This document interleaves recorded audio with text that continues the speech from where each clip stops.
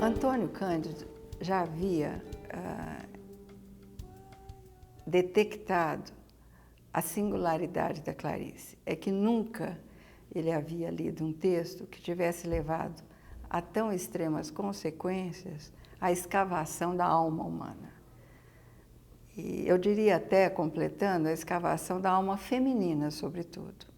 Porque ela tem um romance em que aparece um homem, Martim, que é a Maçã no Escuro, mas que, de certa forma, passa pelo mesmo processo, né, que as mulheres passam ao longo, né, da narrativa, né, do enredo, dos romances.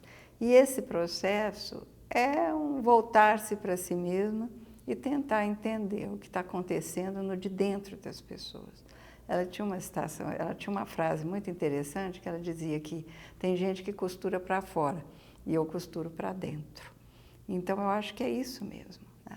Agora, é um processo, até os psicanalistas gostam muito dela, porque é um processo quase que de caráter psicanalítico, né? Que é deixar vir a fala, às vezes até a revelia ou sem a própria consciência dela, embora ela tivesse afirmado que nunca escreveu em estado de êxtase, que ela sabia muito bem o que ela estava fazendo.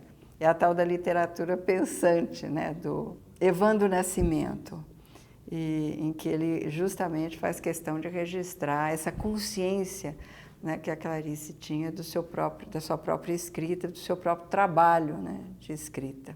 A singularidade, eu acho que aparece desde o primeiro conto que ela escreveu, em 1940, que já é a história de uma mulher em situação de perda, o marido vai embora, em estado de solidão.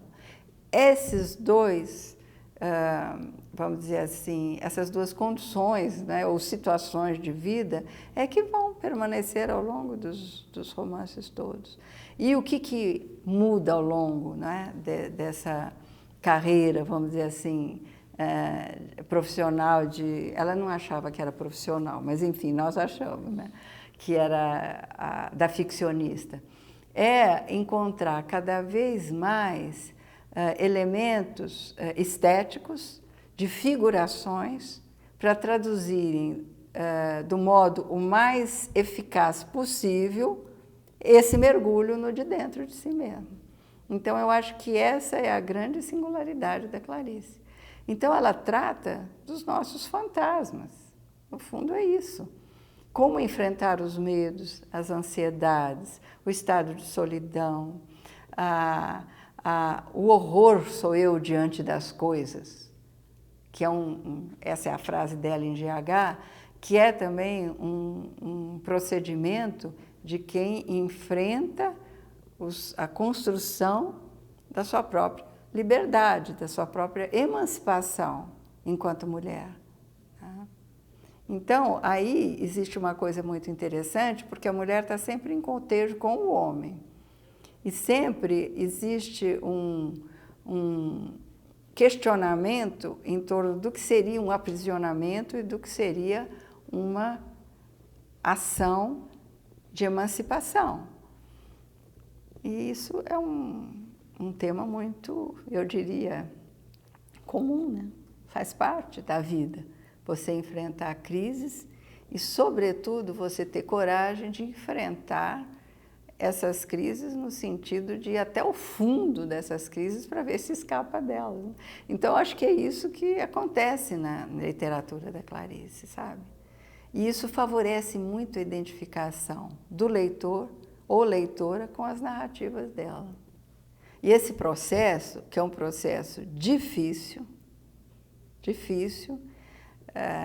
é um processo que gera mal-estar, desconforto, porque existe um deslocamento, né, do lugar social, né, em que o que é sujo, o que é proibido, o que é imundo está completamente abafado.